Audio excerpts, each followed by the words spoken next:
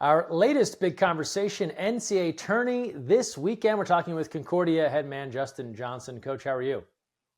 I'm doing well, Greg. Thanks for having me on. Yeah, congrats to you, man. And Concordia, history-making year. I guess let's start there. First time punching a ticket to NCAAs. What's been the reaction around campus, friends, family, fans, all that good stuff? Yeah, I mean, obviously everybody's very excited for us, right? To take this program to the NCAA championship for the first time, right? In program history, especially kind of over the course of the last, probably 10 years after we moved from NAI to NC2A. Everybody's just super excited. Tell us about the journey to get there. You're in one of those leagues where it's a one-bid situation. You got to shine when the lights are on there in your conference tourney. Um, How did it work for you? What went right? What do you think was the secret sauce to emerging with the championship? I mean, I think it's a bigger picture. We play a lot of games throughout the entire season, right? And so we're pushing ourselves physically and throughout the entire year. We're doing double days, I'm sure, just like a lot of other teams. But when you look at the conference tournament specifically, and if you look at the total games played, I think we were probably 10, 15 games ahead of some of the other competition. And not only does that help us from a fitness standpoint, but obviously from an experience because we're getting 15 more game reps than a lot of these other teams are, right? So I think that put us in a good position right from the start. Obviously, we won the west side of our conference, which gave us the first round bye, right? Which kind of allows us an extra day of little preparation, having the exhibition against UC Merced instead of having a quarterfinal game. And then we got to play two familiar foes. We matched up with FPU in the semifinal, and then Biola in the final, who we've had a competitive games with, but it made it so that there was a comfortability when we played both those teams. You mentioned your schedule and just how rigorous of a program you put together. You look back at your results and you're in matches with Santa Barbara and with Irvine, right? These upper echelon programs. How critical are, even though they're losses, how critical are games like that earlier in the year to what you're doing today? I mean, they're all stepping stones, right? And like our goal was to be ranked in the top 20 this year, and I think we jumped in there for a week or so. But we were just trying to get some marquee wins as well. And it started off the first week. We had a win against Cal State Fullerton, which was a first for our program. And then kind of midway through the season, we were able to beat Air Force, which was a huge game for us. And then we kind of fell short in some of these other games that I thought were obtainable. But those are all just stepping stones, preparation, getting to deal with the physicality, the speed, that is tough for us to replicate every day in practice. And just to give folks context, right? Concordia coming out of the WWPA wins over schools like Fullerton out of the Big West or Air Force right out of the WCC, going up a level there to defeat a Division One. You played at a high level, you played at UCLA. What's the big difference when you think about resources or scheduling or other challenges that maybe you face at this level that only adds to the benefit when you pick up a win over one of those Division One programs?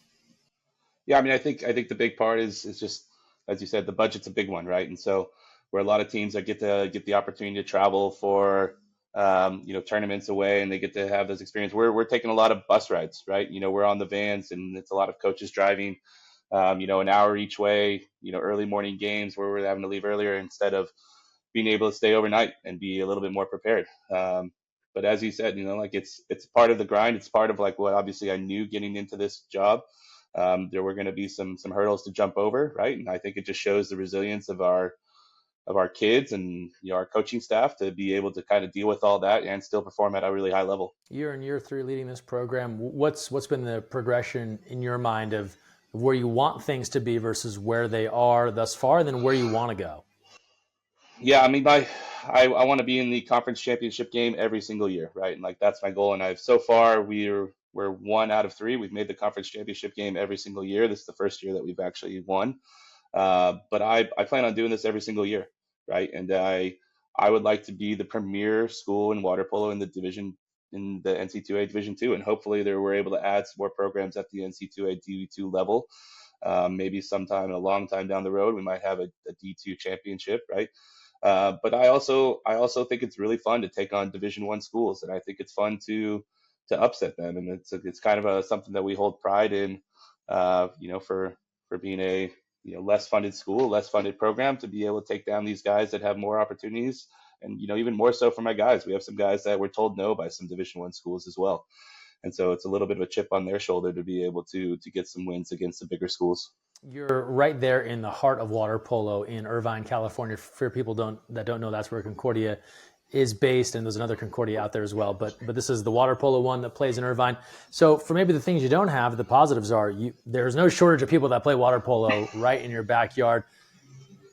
How do you sell the school? What's your elevator pitch when you're talking to a kid at JO's or maybe a JC kid or someone else about why this could be a good fit? Yeah, I think the first one, obviously, we really pitched the location, right? For anybody that's been to Irvine, I know every people look at Irvine as kind of a sleepy city, right? Very safe, great school districts, all that kind of stuff. And I'm thinking about that from obviously a parent standpoint now, right? But we're also 10 minutes from Newport Beach, right? And we're an hour and a half from snowboarding up in Big Bear, right? And so there's all of these great things that come with the location, right? And then also the other thing is like we really pitch balance, right? We want our athletes to know that when it's season time, we are going to be intense and we're going to be full on. But we also want people to have other interests. We want them to pursue opportunities to travel. We don't train during the summertime as a group, right? And so we have a lot of guys that get jobs, they'll go home or they'll just have some other interests that they really want to pursue. And I think with a lot of athletes these days, especially coming out of high school, they're looking for more balance. And don't get me wrong, there's always going to be the diehards that are going to, pick somewhere else to go. And those are honest conversations that we have during the recruiting process.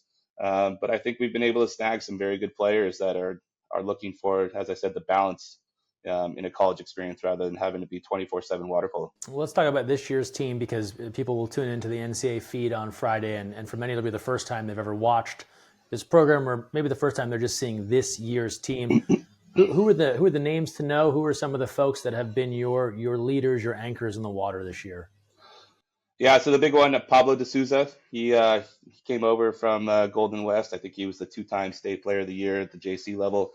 And he stepped in immediately. He was the WWPA Player of the Year regular season, the Conference Tournament Player of the Year, and he's just a huge backstop for us. And I think one of the best goalies in the country, right? And so we love having him. And then we have a really good blend of young guys and older guys with some experience. We're in a position where we have our all-time leading scorer coming off the bench right now because he had an injury kind of midway through the calendar year when he was training with the British national team, right? And so to have somebody with that kind of experience coming off the bench, Harry Bentham, right? Like that's an awesome thing to be bringing as a stabilizer in the second group.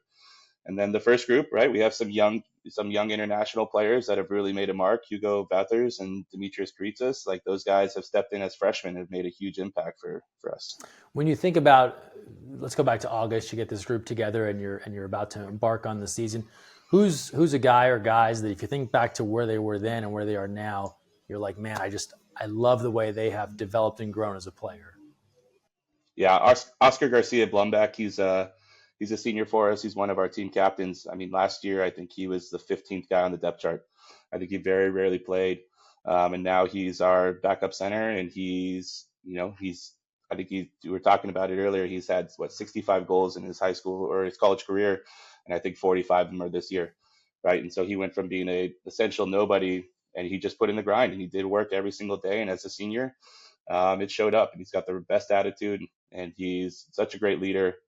Someone we're super excited that was able to stick around and be able to have this success in his last year. And then maybe it's someone that you've mentioned already, but who's someone that, as they go, you go in a sense, right? That they need to be playing at a high level for you to have a chance to be successful? Yeah, it's Pablo, right? Our goalie. You can see in the games where he's engaged, and there's been a couple games. I mean, he's engaged most games, right? But there's a couple where he's just absolutely on fire. I mentioned that first game against Cal State Fullerton. He had 21 saves, right? And so when he's playing at that level, right, we have enough firepower on the offensive side to be able to win games 7-5, 8-6, right? And we won our conference championship game 9-5, right? And so we really try to take pride in our defense. He's a huge part of that. You look ahead to the matchup on Friday, daunting task. You kind of knew that'd be the deal the minute that you were able to achieve that other goal you talked about of winning the league and making the NCAAs. But USC firing on all cylinders right now, coming out of the MPSF. How do you prepare for a team with that much talent? I mean, first of all, like we're super excited about it, right? Like I know I'm excited about it, especially with my UCLA alumni ties, right? Like any chance to get to play the Trojans is a fun experience. For the guys, like we look at it as an opportunity for validation, right? All of these guys decided to go the D2 route, and some of them might have even reached out to a school like USC, and we're told no. And so I think we're all hungry, right? And yes, we understand that this is an uphill task, but we're going to take it quarter by quarter, and we're going to put up as much fight as we can. What does the first 4 minutes look like? Let's take the scoreboard out of it, right? And you're just kind of watching the way your guys are carrying themselves and playing. What will you see in the water that'll make you feel like, hey, whatever the score might be, like our guys are engaged and they're following through on our game plan? Yeah, are we competing and are we fighting? Right? Those are the two big things, right? Are we going for it every single possession, playing a nameless opponent, or are we just sitting back and letting them dictate control, physicality, tempo, all those kinds of things, right? And once again, I understand that's an uphill task, but as I said, we're gonna fight every single possession. We're gonna be physical. We're gonna try to muck it up as much as we can. And yeah, after those first 4 minutes, right, if we're doing all those things, then regardless of what the scoreboard, as you said, I'll be excited for the guys and the team. How big is just getting a chance to take part in all of this, the banquet, the tourney itself? How does that help build for future years with Concordia water polo? Yeah, it's huge. I mean, I'll to kind of tell a story from my own. Like I grew up 15 minutes down the road here, and my best friend lived in right next to CDM High School, which is down the road. And I drove by this school probably 1,000 times on my way to his house growing up, and I never knew it was here. Um, and so just to get kind of the recognition of the school out, right? Like I think it has some amazing things about it. Obviously, the faith aspect is huge, and for those that want to pursue that route. Um, and I just think, as I said earlier, it's an alternative for the big schools that offers a little bit more balance in their life for what they're looking at from an experience. You mentioned your Bruins days. You were in the shoes of a USC if you look towards Friday, right, where you had games where you were preparing for a team that you knew you were heavily favored against, and your goal was a national championship, right, as opposed to just getting past Friday. Is there anything from that experience you can kind of reverse and give to your guys as they try to prepare for USC, knowing you were kind of in the shoes of a Trojan type team? Yeah, I mean, I'm sure USC have always watched film on us. Like I know when we didn't overlook anybody, right? Everybody has to play the next game that they're the next team, right? Because I think there's enough talent in this country, and even more so now probably than ever in this world where there's some international kids that are mixing with American kids, that if you're not paying attention, right, there's an opportunity where you can slip up, right? And like so I doubt that they're kind of overlooking us. And as I said earlier, right, it's all about the fight, right? Just like we're the underdogs here, and they're supposed to beat us, right? And so anything that we can do to make it difficult for them, I think, is a win in our book. You played at a high level. We mentioned UCLA. You played with the senior national team, taking part in events around the globe. How much does that, if at all, come up with your current players? Are they aware of your resume? Do you tap into those playing days at all? And if so, what do you share with your guys? I mean, obviously, there's the experiences that we talk about when traveling and all that kind of stuff in the more quiet times that just kind of share a little bit more insight into who I am and that kind of thing. But I think even more so when it comes to the recruiting process, it helps me out, right? It gives me a little bit more validation having these international and national team experiences, right? Where I can not only just tell them that I know what's going on, but I can show them video of it that, hey, this is what was actually going on, right? So it just kind of gives me a little bit more validation as a coach. Last thing for you, Justin. What's the one thing, or maybe it's two things, that you think people don't get about this team, or that you wish knew more about your Concordia team? I think just more, it's more about the university, right? And like there are alternatives, right? And everybody wants to go to the Olympics and everybody wants to go to one of the big four teams, but I don't think that's everybody's path, right? And so to have a school like ours where there's a lot of balance in life and obviously the faith aspect as well, right? Like I think that should be considered for a lot of athletes that maybe are on the fence about what their experience wants to look like, or maybe I don't want something that intense, and so maybe some of these athletes quit instead of in pursuing maybe a D3 or a D2 school, right? And so just kind of bring awareness to the school as a whole, right? We're doing some great stuff on campus.